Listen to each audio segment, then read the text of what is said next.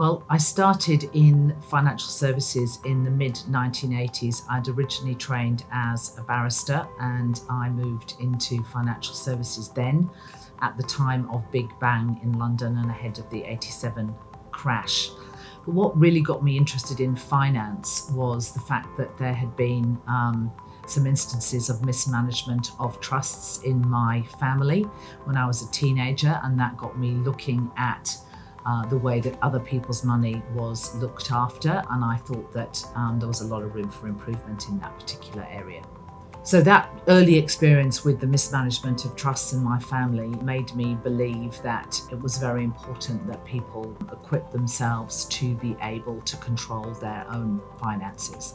That's all people, but women in particular needed to have a better toolkit in terms of managing their finances. Well, I moved to New Zealand in 2004 and I had a lot of experience in offshore markets at that time.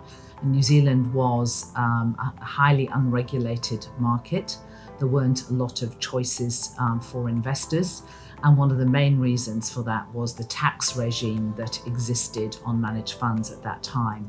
They were tax penalised relative to, say, investing for yourself. So when the tax changes came around in 2007, I anticipated this and formed Mint at the end of 2006, really to take advantage of the fact that managed funds were going to be the main savings vehicle for KiwiSaver, the newly introduced superannuation scheme.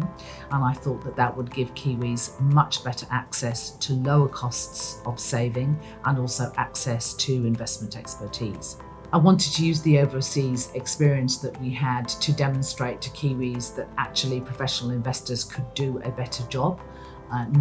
They didn't necessarily have to manage their savings themselves, which had been happening to a large extent up to that point in time.